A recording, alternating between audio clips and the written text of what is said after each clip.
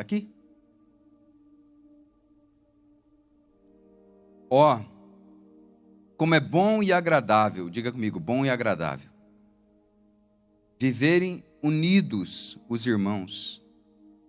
É como óleo precioso sobre a cabeça, o qual desce pela barba, a barba de Arão, e desce para a gola de suas vestes.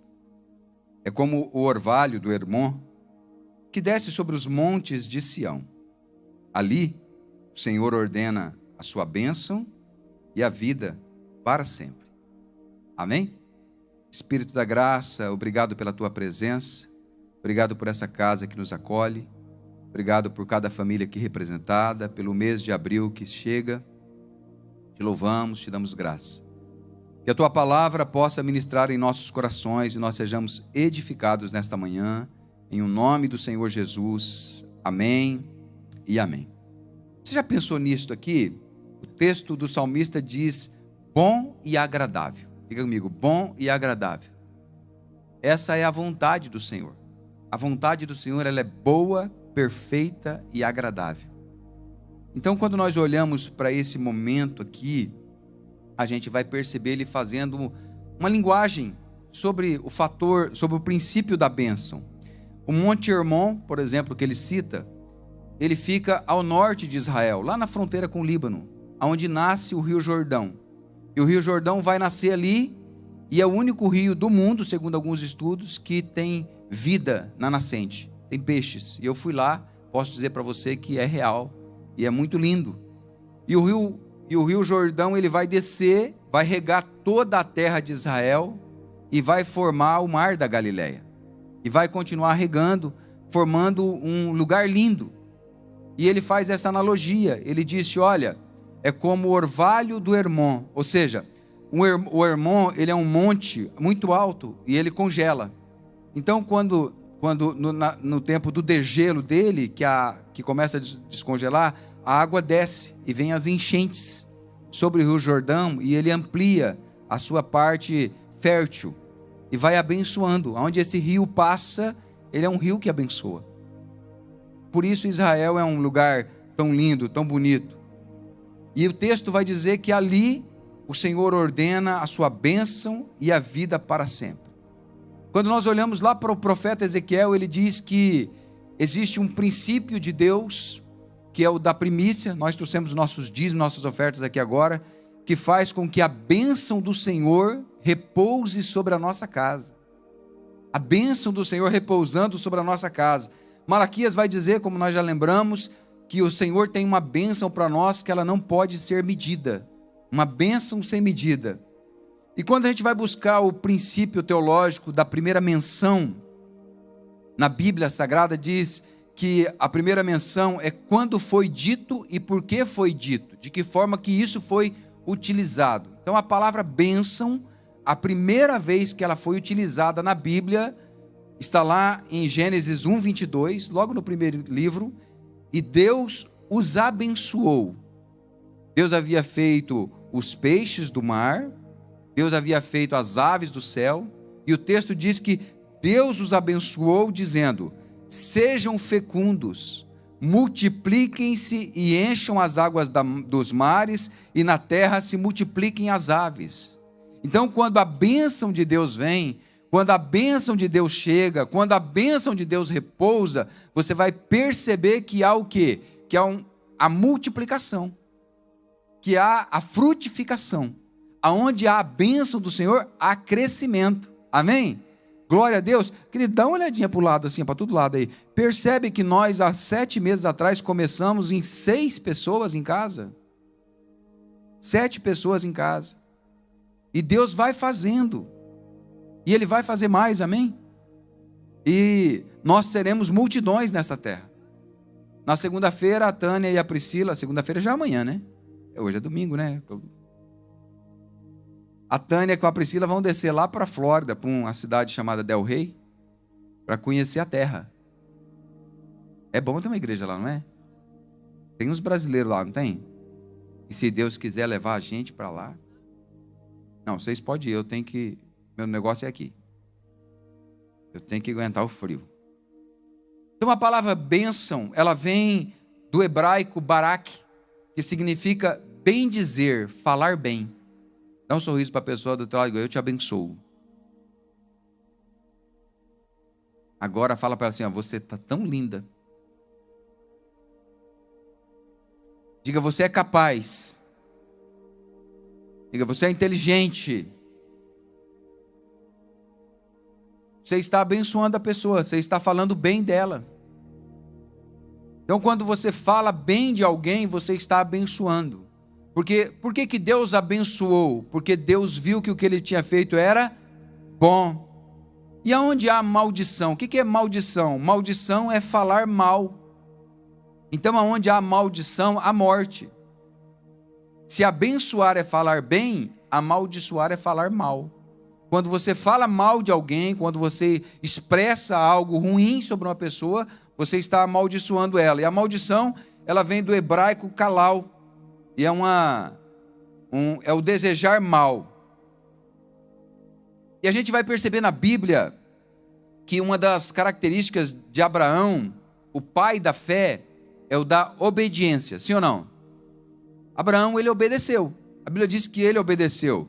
E Deus disse então a Abraão, por causa dessa característica que Deus viu em Abraão, Deus disse lá em Gênesis 12, 3, abençoarei os que te abençoarem, no plural, e amaldiçoarei o que te amaldiçoar, no singular. Por quê? Porque há muito mais pessoas para abençoar você do que para amaldiçoar você. Deus sempre vai levantar muito mais pessoas para falar bem de você. Então para de prestar atenção naquela pessoa que vai fazer postagem ruim, que vai falar mal de você, porque tem muito mais para te abençoar. Há muito mais gente que quer o teu bem. E essa é que tem valor. E Deus falou, olha, eu vou abençoar os que te abençoarem. Agora aquele que te amaldiçoar, aquele que fala mal de você, eu vou falar mal dele também. Está na Bíblia, é um princípio de Deus. Qual é o princípio de Deus para a bênção, então? Quando a gente fala do princípio da bênção, vamos ler o Salmo 128? Abre aí o Salmo 128.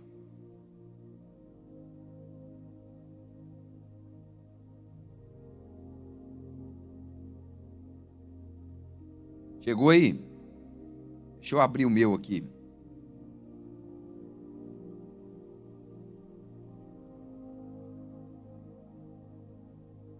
Salmo 128. Olha que lindo. Bem-aventurado aquele que teme o Senhor e anda nos seus caminhos. Você ou ele comerá do fruto do seu trabalho. Será o quê? Diga comigo, feliz. E tudo irá bem. Oh, glória a Deus. Tudo irá bem com você. Sua esposa, no interior da sua casa, será como a videira frutífera. A gente pode entender muitas coisas aqui, inclusive que dá muito filho, né? Não é verdade? Seus filhos serão como rebentos da oliveira ao redor da sua mesa. Eis como será abençoado o homem que teme ao Senhor. Você pode dizer glória a Deus? Que o Senhor o abençoe desde Sião, para que você veja a prosperidade de Jerusalém durante os dias de sua vida e veja os filhos dos seus filhos, paz sobre Israel, amém?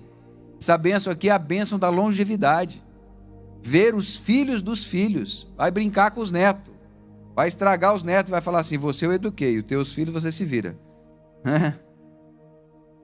E a gente vai perceber aqui então o que? O fator unidade. O princípio da bênção está ligado diretamente ao fator unidade. E a unidade começa sempre com a autoridade. Ficou claro? Ok? Veja um lar. Quem estabeleceu no lar o homem como cabeça da família foi Jesus. Não foi o pastor. Não foi a igreja. Foi Jesus. Jesus, a Bíblia Sagrada estabelece o homem como cabeça do lar. Poderia ser a mulher, sim ou não? Poderia ser, não tem nada de errado nisso. Poderia ser o filho, não poderia? Deus fala assim, ó, vocês vão casar, vai ter um filho e ele vai mandar nos 6. A gente está percebendo quase isso nesses dias, né?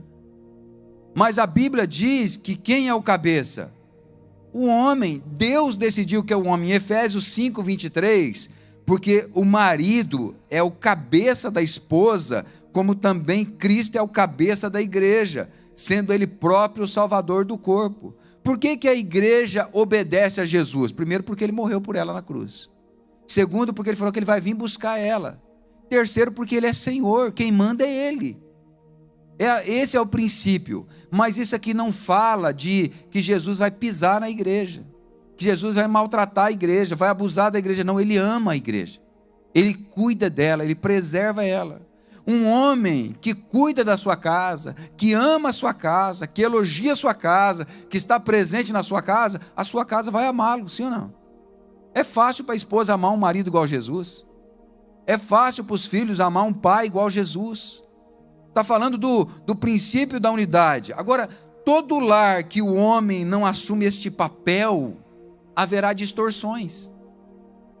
Não estou criticando os lares. Nós sabemos que hoje os lares têm sofrido, queridos.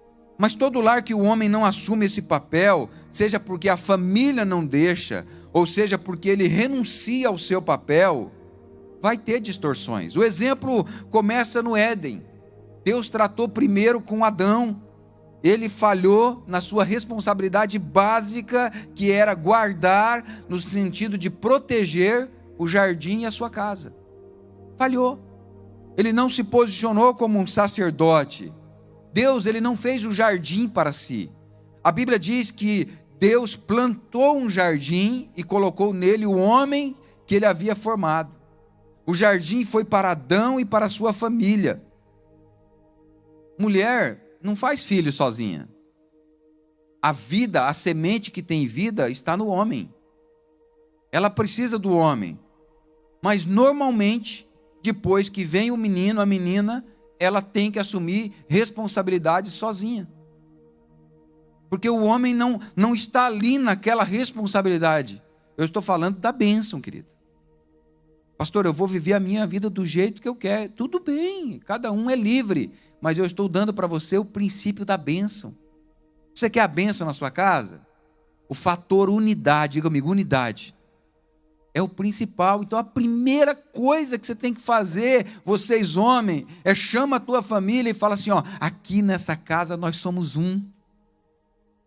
Nós estamos juntos. Diga para a tua esposa, você pode contar comigo. Diga para os teus filhos, vocês podem contar comigo.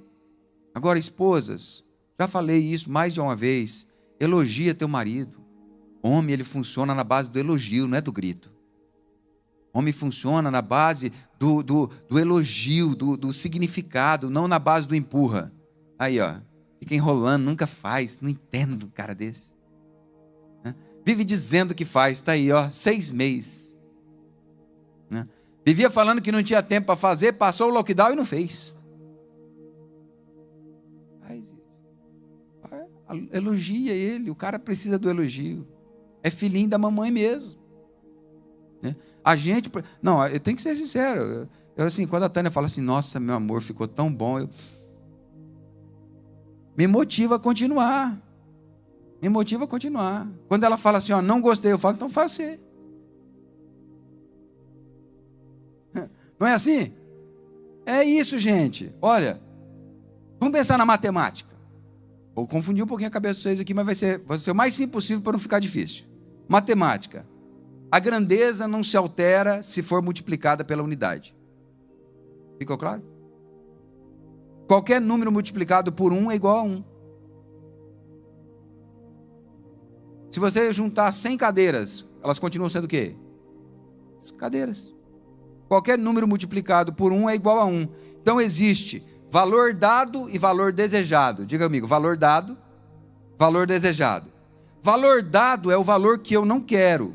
Por exemplo, você quer 10 pães, ok?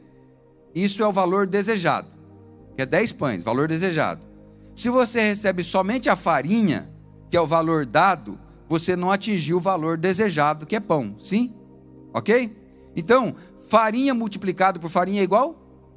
Se você tiver 1 quilo de farinha, é o quê? Se você tiver 1 tonelada de farinha, farinha. Quanto que você precisa então de farinha Quanto você precisa de farinha para fazer 10 pães? Você não precisa de 1 tonelada, você concorda comigo?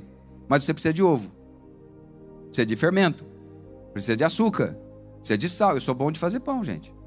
Verdade, quem faz em casa é a Tânia, mas eu também faço. Eu ensinei ela. Pode perguntar, foi.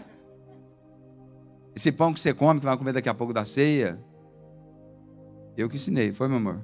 Ó. Você melhorou.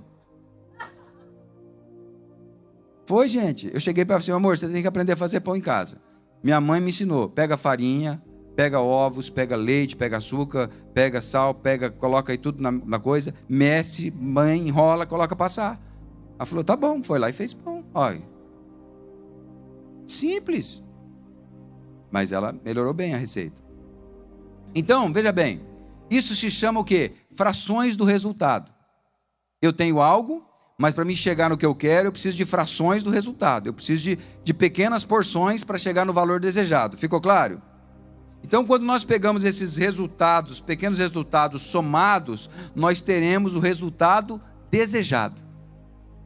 Então, se eu pego um pouquinho de pão, um pouquinho de farinha, um pouquinho de fermento, um pouquinho de açúcar, um pouquinho de água, um leite, eu vou juntando tudo isso, eu vou chegar naquilo que eu quero, que são os pães. Ficou claro?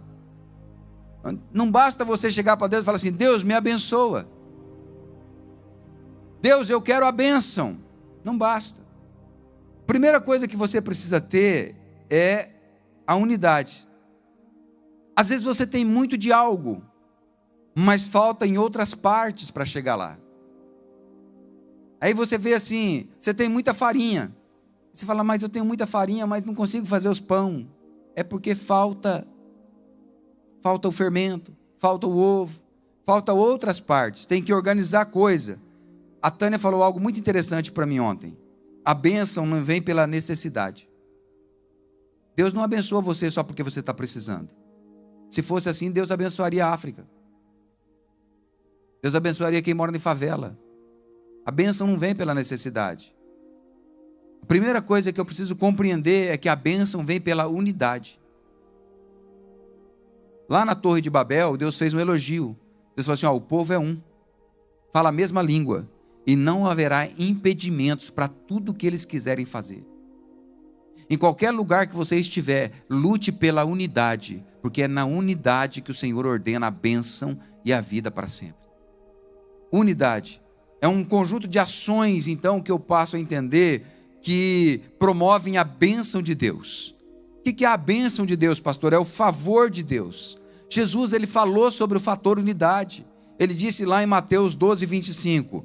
Jesus, sabendo o que eles pensavam, disse-lhes, todo o reino dividido contra si mesmo ficará deserto, e toda cidade ou casa dividida contra si mesma não prosperará. Não vá em frente. Se na tua casa o marido puxa para um lado, a esposa puxa para o outro, os filhos puxam para o outro, não vai prosperar. Não vai haver a bênção de Deus. Diga comigo, unidade. Nesse sentido, a proporção está ligada com a razão. Eu tenho que parar para pensar. Quem lembra aqui de matemática, regra de 3? Tem gente que não entendeu ela até hoje, né? Ela é difícil, né? Vamos pensar aqui, o quanto para você que te faz se sentir abençoado. Quanto que Deus pode dizer, dar para você que você vai falar assim, eu sou abençoado. É proporcional à sua medida de grandeza ou do valor que você possui. É proporcional. Por exemplo, tem pessoas que você chegar para ela e falar assim, Deus vai te dar um avião. Ela fala assim, eu não sei pilotar. Ela já pensa na dificuldade. Se Deus vai te dar um avião, Ele também vai dar o piloto aí. Vai dar pastor, mas combustível. Se o combustível de carro está caro, imagina o de avião. Não coloca um empecilho para a bênção. Recebe a bênção. $1.000 para uma pessoa pode ser muito. Ela vai falar assim, não, eu ganhei $1.000. Mas para o outro você dá $1.000 é nada. Vai falar, mas só $1.000? Quanto você espera que Deus te abençoe? O quanto você espera que Deus te... Pensa aí. Usa a tua razão. Quanto você espera que Deus te abençoe? Estamos falando da soma dos pequenos resultados, ok? Agora presta atenção. A pessoa chega com fome, muita fome. Hungry. Tá roncando, o estômago está falando. Aí você dá um monte de pão para ela. Pãozinho hoje estava bom. Ela come os 10 pães logo de uma vez. Come 10 pão com água. Pão e água. Pessoa que está com fome come pão com água? Minha mãe falava que é o seguinte: a gente, mãe, estou com fome. Ela fala assim: pega a farinha ali, meu filho. Aí pegava a farinha, coloca num copo, colocava. Coloca uma colher de açúcar. Colocava uma colher de açúcar. Mexe. Eu mexia. Come, toma água. Come, toma água. Hoje eu entendo a técnica. Para inchar. Não tinha o que comer, ué. Não tinha o que comer. Era assim. Mas era criança, então para nós era diversão. Acho que até hoje, se colocar uma farinhazinha daquela torradinha com açúcar, eu mando ver, Thomas. E vai aprendendo, ué. Então a pessoa chega com fome. Você dá um monte de pão para ela e um monte de água para ela. Encheu ela, né? Encheu, ficou bom, pareceu que a camiseta ficou apertada, né? Aí você chega para ela com uma picanha assada, fumacinha saindo, corta na frente dela assim, Coca-Cola gelada com aquele suarzinho escorrendo de lado. Mas ela encheu a barriga de pão e água. Cabe? Vai querer? Não vai. Por quê? Porque ela não foi seletiva. E aí, ela foi abençoada? Foi, matou a fome. Mas ela poderia ter algo muito melhor. Mas agora ela está tão cheia daquilo, que aquele melhor, mesmo que você ofereça para ela, você empurre nela, ela fala: não quero, não cabe. Não dá para mim. Provérbios 27, 7. Quem está farto, pisa o favo de mel. Quem está farto, pisa o favo de mel, o provérbio diz. Mas ele diz que para o faminto, até o amargo é doce. Quando você está com fome, qualquer coisa serve. Com todo respeito aos solteiros aqui, é só casando. Mas quando você está com fome de sexo, por isso que lá na sua família, essa área tem que ser suprida. Por que a menina, o jovem, a menina, o menino, o adolescente, procura tanto carinho fora de casa? Porque não encontra no pai e na mãe. Um pai que tem uma filha mulher, ele tem que pegá-la no colo. Ele tem que abraçar ela, ele tem que beijar ela. Tem um amigo meu que quando a filha dele fez 15 anos, ele falou assim: você vai colocar a tua melhor roupa. Mandou a mãe dela levá-la no salão, fazer maquiagem nela, colocá-la toda bonita. Ele falou, marcou o horário, falou assim: 7 horas da noite eu estou passando aqui pegar você, viu, em casa. Pegou, alugou um carro bom, 7 horas da noite chegou de terno, bonito, pegou um buquê de flores de rosa, levou para a menina dele, ela estava lá esperando ele, levou ela para jantar num bom restaurante à luz de vela, deu um abraço nela, deu um presente para ela, levou-a para casa. No outro dia ela falou assim: pai, por que o senhor fez tudo aquilo comigo? Ele falou: porque o dia que chegar aqui, calça caída aqui, você vai saber o que é um homem de verdade. Gente, é assim que funciona. Se a alma está faminta, a gente quer qualquer coisa. Mas se você está suprido, você se torna seletivo. Você sabe o que você quer. Se estamos supridos, cheios, não desejamos qualquer coisa. Veja, vamos pensar como igreja. Se Deus nos der 5 milhões de dólares hoje, nesse momento, chegar ali na porta, tem 5 milhões, a gente sabe o que fazer com eles aqui nessa terra? Sabe ou não sabe? O que a gente vai comprar? Uma casa para nós aí. Por quê? Porque a gente tem projetos. Se você mandar 5 milhões de dólares para a nossa igreja lá no Brasil, ela sabe o que ela faz com ele aí. Por quê? Porque a gente tem projetos de longo prazo. A gente tem planejamento. A gente sabe o que faz com o dinheiro. Quando o dinheiro entra, a gente sabe aonde coloca ele, onde investe ele. Porque nós temos esse projeto. Então o que eu preciso para ser abençoado? Diga comigo: intencionalidade.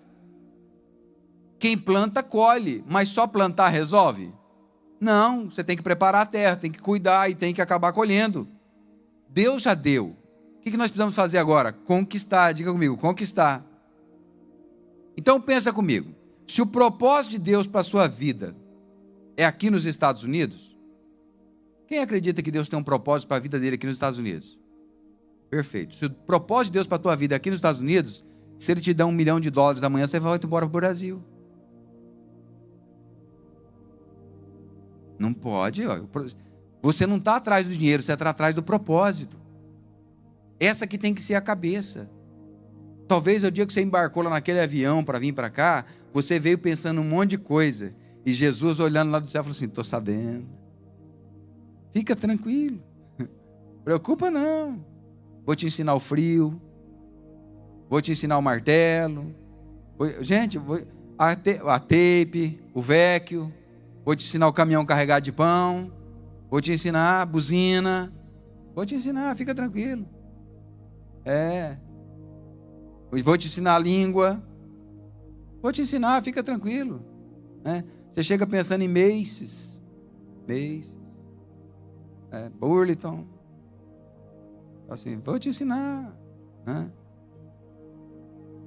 Então o princípio da unidade, ele está alinhado à vontade. Quer ser abençoado? Você entendeu? Quer ser abençoado? Quer a picanha com a Coca-Cola gelada? Viu? Abençoado. Então se esforce pela unidade. Tenha vontade, sonhe, mas se esforce pela unidade dentro da sua casa. E olha, tenha Jesus no centro. Porque se Jesus não estiver no centro também não resolve. Pastor, mas o senhor falou aí tudo isso, eu entendi, beleza. Mas como que eu faço para ter unidade dentro da minha casa? Essa é a chave. Primeira coisa, como manter a unidade? Primeira coisa, lealdade. Diga comigo, lealdade. Obediência é o resultado da lealdade. Em Provérbios 25:19, como dente quebrado e pé sem firmeza, assim a confiança numa pessoa desleal em tempo de angústia. Ó, que ripa. Como dente quebrado e pé sem firmeza. O pé está machucado, não consegue sentar direito. Dente quebrado, não consegue comer. Assim a confiança numa pessoa desleal em tempo de angústia. Você está mal, está ruim, aí você precisa da pessoa, você fala, mas eu não consigo confiar nela. Como é que eu vou fazer? Qual que é o vínculo da perfeição? Diga comigo, o amor. Colossenses 3,14. Acima de tudo isto, porém, esteja o amor, que é o vínculo da perfeição. Deus é perfeito, por quê? Porque Deus é fiel. E por que ele é fiel? Porque Deus é amor. O vínculo da perfeição é o amor. Lealdade, ela aponta para a obediência. Uma pessoa desleal, ela tem falhas seríssimas de caráter. Agora, a lealdade, a boa notícia é que a lealdade ela pode ser aprendida pela obediência. É uma construção. Em Hebreus 5:8, embora fosse filho, aprendeu a obediência pelas coisas que sofreu, e tendo sido aperfeiçoado, tornou-se autor da salvação eterna para todos os que lhe obedecem. Diga comigo, lealdade. Segunda coisa que eu preciso para a unidade, fidelidade. Diga, fidelidade. Uai, lealdade e fidelidade não é a mesma coisa? Não é. São duas. A fidelidade, ela é uma característica de quem é leal. Da lealdade. Por que Deus abomina o divórcio? Malaquias 2,16. Porque o Senhor, o Deus de Israel, diz que odeia o divórcio e também aquele que cobre de violência as suas roupas, diz o Senhor dos Exércitos. Portanto, tenham cuidados e não sejam infiéis. Por que Deus odeia o divórcio? Porque onde há divórcio é porque houve infidelidade. A pessoa quebrou o princípio. A fidelidade, ela faz parte do caráter de Deus. Aqui em Malaquias, Deus está tratando o caráter. Malaquias 2,14, vocês perguntam, por quê? Porque o Senhor foi testemunha da aliança entre você e a mulher da sua mocidade, a qual você foi infiel, sendo ela sua companheira e a mulher da sua aliança. Aonde acontece a ruptura no lar em uma sociedade? Na quebra da confiança. Quem é desleal se torna infiel. Toda pessoa que tem falhas de caráter, ela vai pisar na bola com você. É assim que funciona. E aí quebra o princípio da unidade. Em Hebreus 11:6, de fato, sem fé, impossível agradar a Deus, porque é necessário que aquele que se aproxima de Deus creia que Ele existe e que recompensa os que buscam. Amém? Diga, Deus é fiel. A palavra fidelidade, ela na Bíblia vem, segundo o Strong, ela vem do hebraico muná, que dá o sentido de segurança moral. É uma segurança aqui dentro. É quando você olha para uma pessoa e fala assim: eu posso confiar. Eu vou fazer com ela porque eu posso confiar. Eu vou andar com ela porque eu posso confiar. Abra sua Bíblia em Provérbios 28, 19.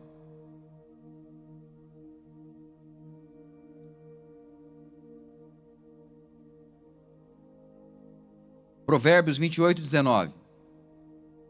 Olha que lindo. Estou caminhando para o fim, queridos, para nós celebrarmos a ceia. Chegou? Está aqui, ó.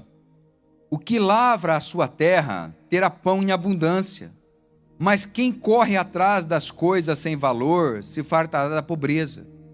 O homem fiel será o quê?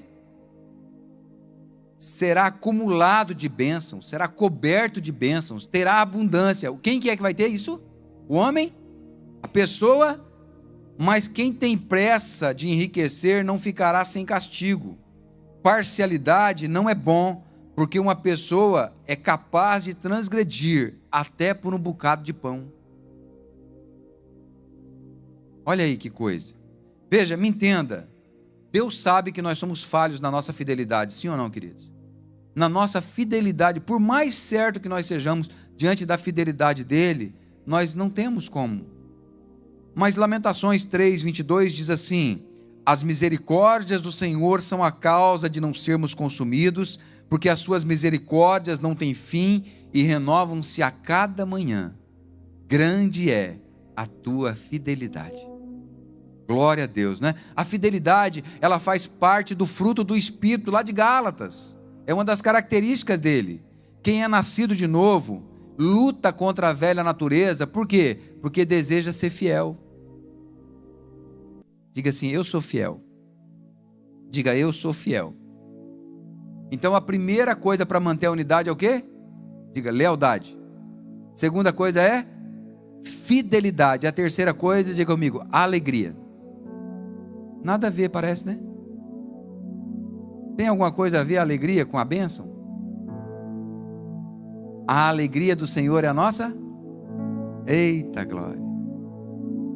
Você pode não estar feliz, mas você precisa ser uma pessoa alegre o tempo todo. O que produz alegria? Unidade, lealdade, fidelidade. Você concorda comigo que é fácil ser alegre num lar assim? Um lar que tem unidade, onde as pessoas são leais, onde há fidelidade.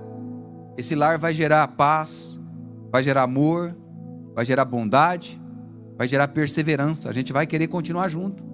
Vai ter os arranca de vez em quando lá, mas a gente vai querer continuar junto, porque a gente quer que melhora. Em Efésios 4, 3, fazendo tudo para preservar a unidade do Espírito no vínculo da paz. Aonde há unidade, há paz. E aonde há paz, a gente consegue gerar unidade. Amém? É aquele momento que, quando os filhos decidem que os interesses dos pais já não são mais os deles. E o filho fala assim: vou para o exército, vou casar, vou embora, deixa eu viver minha vida.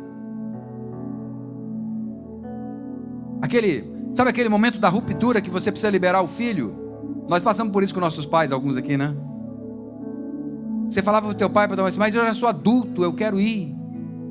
Aquele momento que para você fazer o que você quer é criança, mas para fazer o que eles mandam você é adulto. Essa dificuldade. Agora, tem o precoce, que quer ir antes, né? E tem o folgado, que nunca quer ir, né? Não é verdade? Não, tem uns que eles é folgados. Você fala: quando será que vai? 27, 28, 29. Vai não? Já começa. Hã? Lembra da águia? Todo mundo conhece a águia, né? Como é que a águia aprende a voar? Como que a águia aprende a voar? A águia nos ensina 4 lições sobre como aprender a voar. A primeira lição é pela proteção. A águia leva os seus filhotes para lugares altos, para que ninguém consiga pegar eles. Proteção. A segunda forma que a águia ensina a voar é pelo exemplo. Ela vai voando em volta do ninho, para os filhotes perceber ela voando e estimular a curiosidade. Se minha mãe faz, se o meu pai faz, eu também consigo fazer. A terceira lição que a águia ensina é pela disciplina. O tempo vai passando, o filhote não quer sair do ninho, ela começa a tirar as penugens, as penas em volta e vai deixando só os espinhos, que aponta para a responsabilidade. O ninho vai ficando desconfortável, né? Tá muito folgado, velho. Vamos tirar o videogame, vamos tirar o... E a quarta forma que ela ensina a voar é pelo discipulado. Elas acompanham os filhotes nos primeiros voos, porque eles podem cair, se machucar. Então ela vai acompanhando eles até que eles consigam voar sozinhos. Ao invés de segurar, talvez seja a hora de colocar alguns espinhos, para que essa pessoa que está junto com você possa voar, possa ir mais longe, possa avançar. Por quê, pastor? Porque assim é a forma que Deus cuida e abençoa. Como é que Deus me abençoa? Ele me ensina a andar sozinho. Deus não quer filhos independentes, mas Ele também não quer filho dependente, mimado. Ele quer te abençoar, mas Ele quer que você seja capaz de produzir. Senso de produção, de capacidade de realização. Fica claro? Abra a tua Bíblia em Deuteronômio 32. Vamos jogar na tela aqui.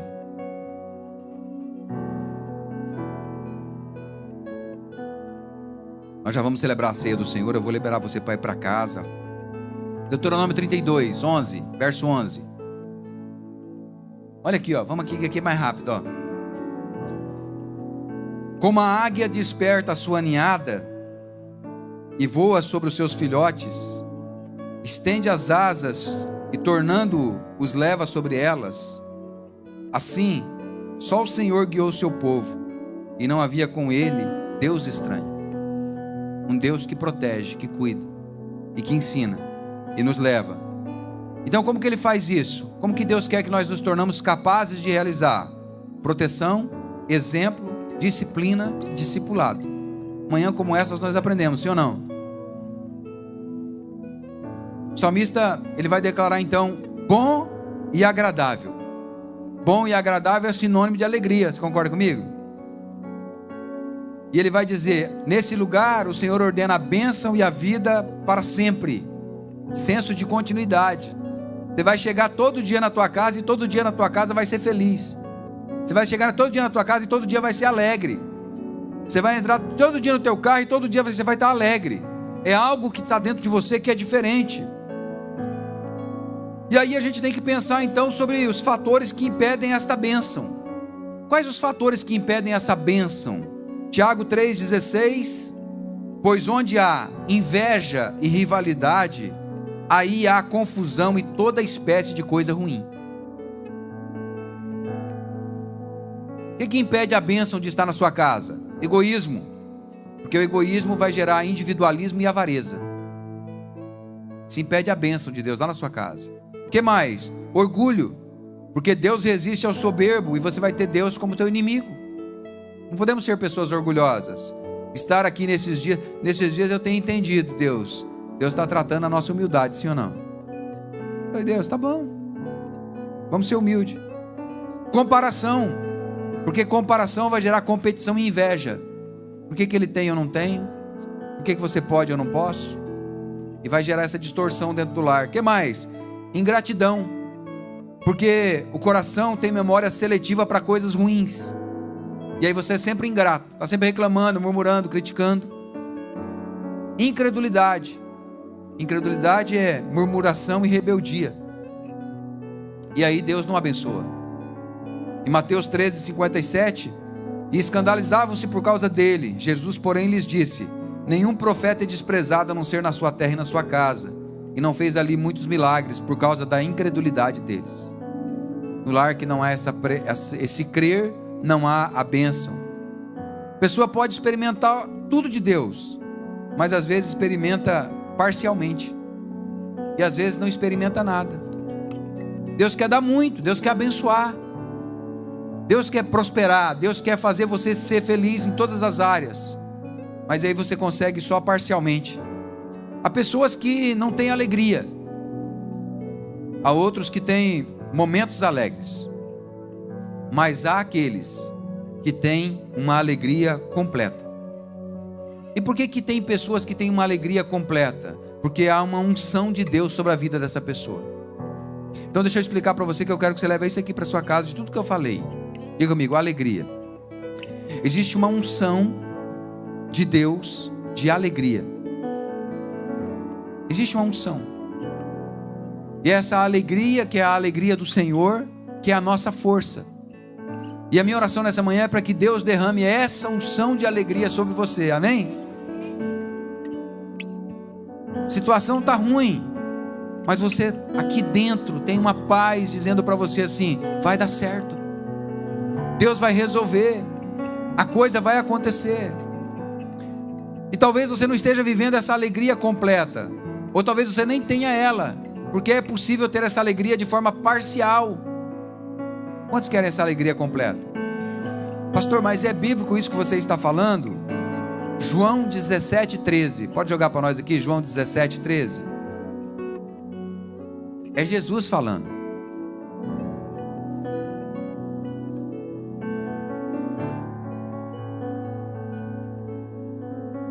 Mas agora eu vou para ti, e digo isto no mundo, para que tenham a minha.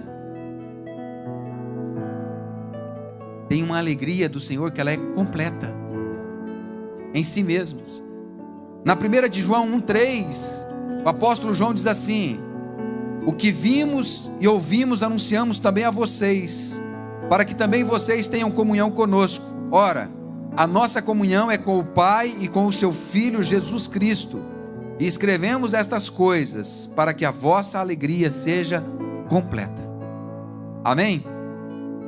A bênção completa, ela vem aonde há unidade, lealdade, fidelidade e alegria. E por mais que você se esforce, se Jesus não estiver presente, você não consegue chegar nesse lugar. Vamos ficar de pé?